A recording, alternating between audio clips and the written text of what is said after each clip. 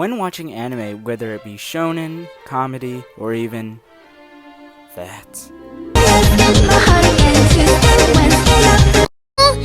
愛しさ How you doing, kawaii neko girls? Yeah, rar. We always have those random moments when we decide we want to watch a random romance anime. And no, I'm not talking about the isekai harem where you date 223 girls that look way too young that would make any parent disappointed. I'm talking about the icons like Ouran High School Host Club, My Love Story, and if you're into that kind of stuff, Sasaki to Miyano. But we're not talking about those animes. Today, we're talking about an anime that goes above and beyond. I don't know. We're talking about... shoot, what are we talking about? Oh, we're talking about Horimiya! Horimiya is an anime about the nice guy kawaii boy Izumi Miyamura. Oh my gosh, I'm sorry, I won't ever do that again. But Izumi meets Kyoko Hori, the popular girl of the school, and we get to experience their tribulations of love and see their relationship grow. Alright, I'm just gonna yell it at this point. Izumi and the Hori are like literally the cutest couple ever. Holy crap. Sorry, I don't want my parents hearing me say bad words. Alright, these two always fill my heart. I just can't. Every time they have a conversation, it's so cute and sweet. They will melt your dogs. They have such an amazing connection of unexpected love that deals with romance that every relationship deals with, like wanting to know more about each other, experiencing what the others like and dislike, and all the cute mumbo jumbo. I mean, I don't know, I've never had a girlfriend. How does this thing work?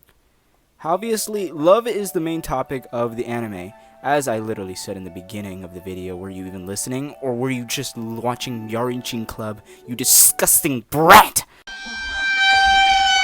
But just like an Among Us character, love can come in many different shapes and ways. That doesn't mean it can always be a happy ending, which I really applaud this anime for showing that love won't always go the way you want, and you'll always have to move on whether you like it or not.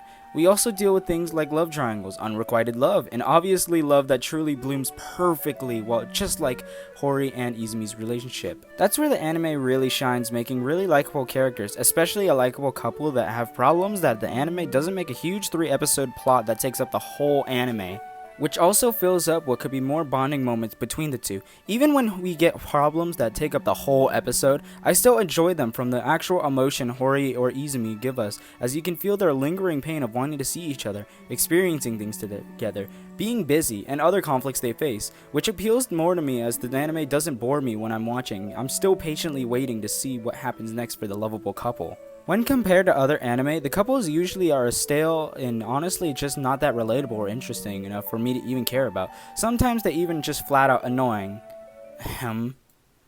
Let's take Izumi for example. When we start the anime, he's portrayed as this complete loner, an outcast, a loser, which at first many people would be like, oh no, it's another loser MC who meets the popular girl and is made for fat dudes who smell like a Chuck E. Cheese restroom. While that is the plot, that's not the case. We see later why Izumi is actually like this, giving us genuine reason to his character and why he's an outcast, why he's scared and what happened to him that gives us pity, making it an even bigger impact when we see him grow as a person from feeling absolute pain of being alone to finally finding people who will care for him and stick with him till the end, ending up making Izumi a very charming character, and it's very beautiful, leaving us rooting for him and his journey as a person, which is why I think about how charming the dynamic between Hori and Izumi is because Hori is that light that brings Izumi so much comfort, which leads me into the next character, that is Hori. She's the popular girl everyone knows and is the #1 at the school, which personally always annoys me. Popular kids and romances usually lead to everyone always surrounding them and causing problems for the couple, as they have to hide their love or have the huge plot of, oh my gosh, someone is trying to ruin our relationship, let's nearly break up, instead of, I don't know, not talk at all and make it stupid. I mean, come on, who in the world does that? It's so stupid. It's like getting slapped in the face as the anime you knew was now gone, with the other cliche tropes, and now it's going down the drain of the toilet. Oh, look, who's over there? Oh, it's Darling in the Franxx. Yeah, that always made me mad, okay. I mean, like, there's none of that? Kind of. Like, they do, it happens, they get judged for it happening, everyone figures out, but honestly, I didn't mind, mainly because it was so quickly dealt with, and it didn't take like 3 or 4 episodes solving a stupid issue that didn't need to happen. But Hori is different. She's strong, independent, and she has authentic emotions that isn't just being perfect. Yeah, I'm looking at you, Zero Two. I'm also looking at you, girls from Run a Girlfriend. And I'm even looking at you, Sandy Cheeks. She has goals, doubts, and she has desires like any other person, which they even make a joke about it in the anime, which is really funny because Izumi is always so confused on why she even likes it. But since he loves her, he still does it, which goes back to the topic of their dynamic. These two don't know much about each other, but they enjoy each other's company, and while they may not have the same interest as each other, and they still do it because they love each other. Which I find really interesting, as I don't really see that in a lot of other anime, and that's what makes these characters more enjoyable, as it's like you're watching an actual couple with their own personalities, ideals, and mindsets, and that's what makes these characters bloom, and that's why they're amazing. Well, for the most part we do. You may be wondering why I'm saying that, but you probably understand where I'm heading now. To prison! For reasons I can't explain. Okay, but we're actually talking about the problems with the characters and overstaying their welcome. While I absolutely love these two characters, the anime decides to drift off onto other characters for some episodes that I feel that are just so painfully boring that I don't even have enough reason to make me care about them, and their arcs, which kind of ruins the anime for me. Yeah, you heard me, I don't like it. It was annoying, and it kind of ruined the anime for me. If you don't like my opinion, then just leave it in the comments, and I won't read it.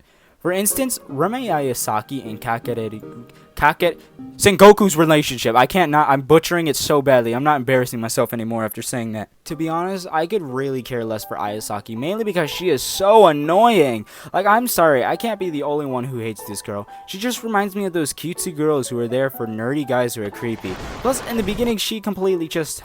I don't know, frames Hori for the problem she caused, and it's complete airhead.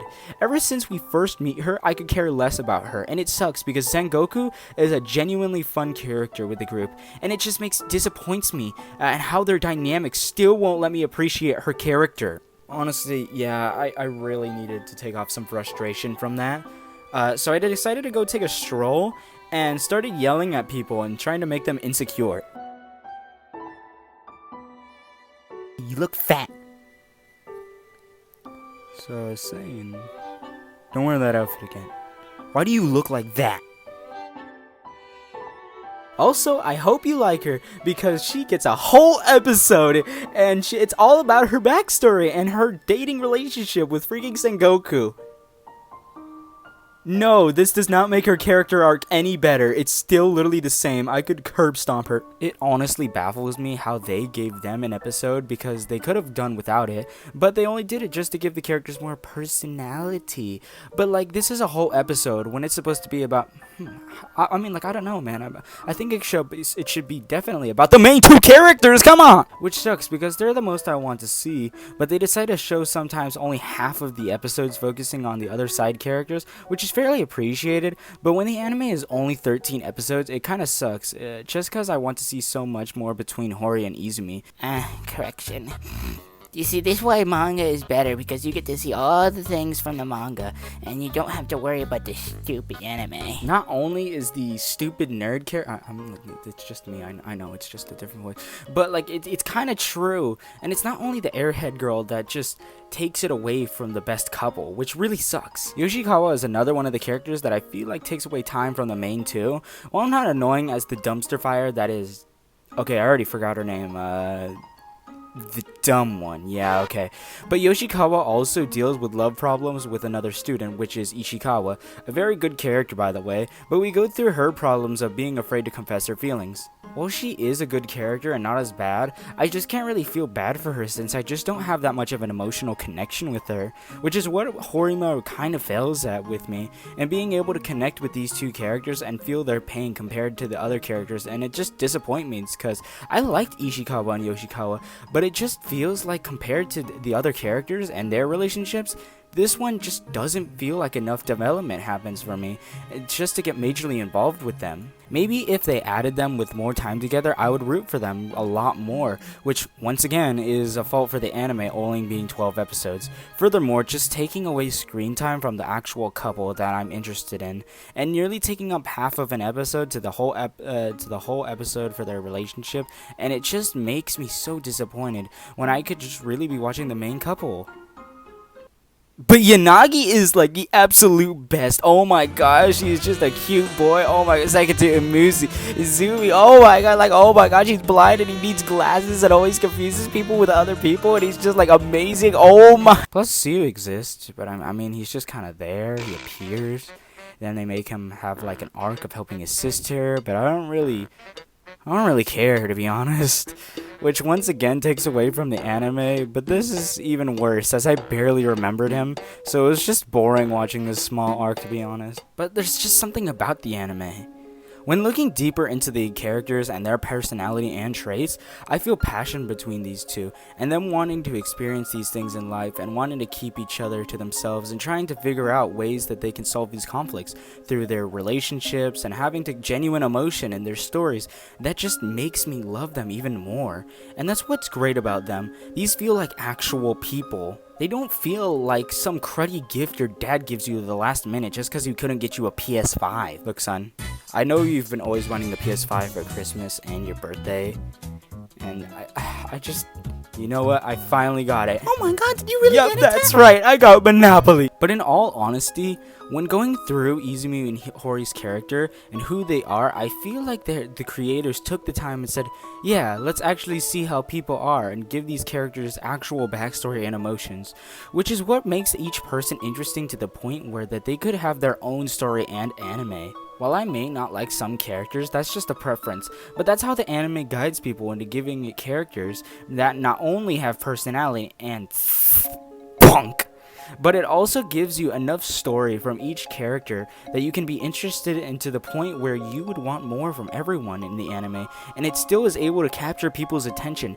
and that's what I believe all anime romances should be like. While making the main two lovebirds amazing and adorable in their own way, but all the other characters surrounding them just as admirable and likable, kinda like the anime Bakuman, where the main focus is love and making manga, but it can still focus on other side stories that still string into the main plot, which is what I think Horimiya shines in the most by combining both great stories and great characters together, making a funny, passionate anime. In the end, while the anime does have a few faults with some characters and them taking up episodes, I still feel that the anime is an amazing watch for people who want a feel-good comedy romance anime with a little bit of drama. I mean, this anime has got it all. Another great thing about the anime is that situations don't overstay their welcome, and no character gets way too much in your face that annoys me to making me want to just skip the anime.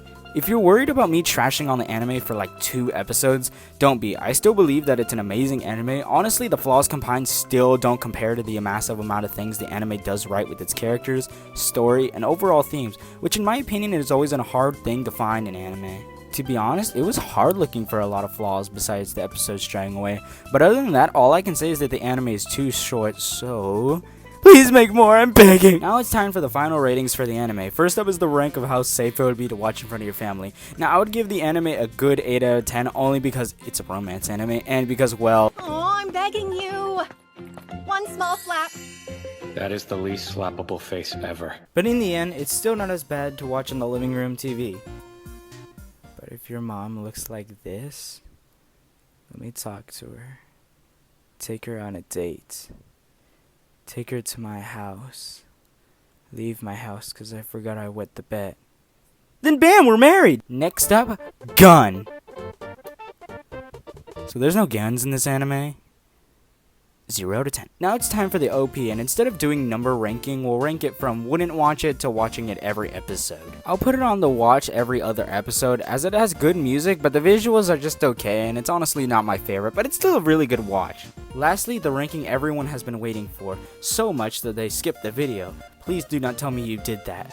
But in the end, I think that Horimiya is a good 8 out of 10. I think the anime is amazing. Don't get me wrong, there's not a lot to appreciate here, but when some time is taken away from the main couple with such short episode length, it only leaves you wanting more, which is where the biggest problem lies. But putting that aside, I still believe the anime pulls through and makes an amazing immersive experience that people should watch. Romance animes are always a hit or miss, either being an all-time classic adored by all, or something despised by people and wanting to be completely thrown away. But I believe Horimiya is an anime that will be adored by all people, and it has its own charm different than others, and that's why it's such a great anime. In the end, thanks for watching the video. Comment if you have other opinions about the anime, and what other animes I should review in the future. And with all this talk of romance, guess what? While making this video, guess who got a date this Saturday? Not me!